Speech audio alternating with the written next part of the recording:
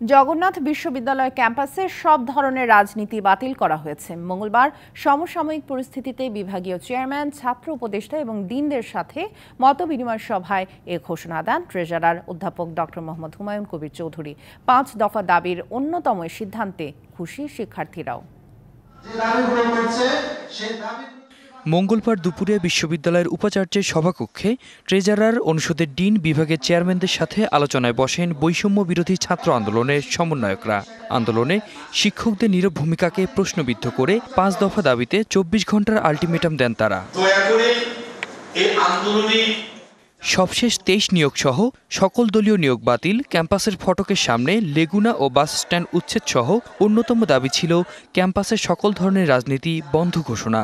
ছাত্র শিক্ষক রাজনীতি বাতিল করতে হবে, দলীয় নিয়োগ বাতিল করতে হবে। শিক্ষার্থীদের এ দাবিকে মেনে নেন ট্রেজারার। ঘোষণা দেন বিশ্ববিদ্যালয়ের গণ্ডিতে শিক্ষক, ছাত্র ও কর্মচারীদের সকল ধরনের রাজনীতি বাতিল। আজকে থেকে ছাত্র রাজনীতি জগন্নাথ বিশ্ববিদ্যালয়ে বাতিল করা হলো।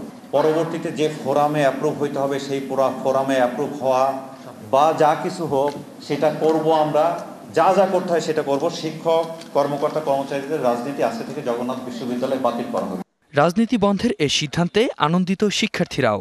এটা আমাদের দীর্ঘদিনের দাবি ছিল, আমাদের ট্রেজারার স্যার এটাকে বাতিল করেছে। ফেয়ার নিয়োগ হবে এবং আমাদের ছাত্র এবং শিক্ষকদের মধ্যে একটা ভালো সম্পর্ক তৈরি হবে। ছাত্রলীগের মাধ্যমে যে মর্মাহত বর্বরতার শিকার হয়েছি সেটার জন্য ভবিষ্যতে আর ফিরে আসবে না। এই ছাত্র রাজনীতি থাকার কারণে ইউনিভার্সিটিতে 23টা নিয়োগ হয়েছে এবং এখানে কোটি কোটি টাকার লেনদেন হয়েছে, এগুলো হবে না। প্রাইভেট বিশ্ববিদ্যালয়, স্কুল, কলেজ এবং সব জায়গায় এই ছাত্র রাজনীতি এবং শিক্ষক রাজনীতি অবিলম্বে দ্রুত বন্ধন। এদিকে সমন্বয়কদের দাবির মুখে চলতি মাসের ১৮ তারিখ থেকে অনলাইনের বদলে সশরীরে শ্রেণী কার্যক্রম শুরুর ঘোষণাও দেয়া হয়। আতিক মেজবা লগ্ন, ডিবিসি নিউজ, ঢাকা।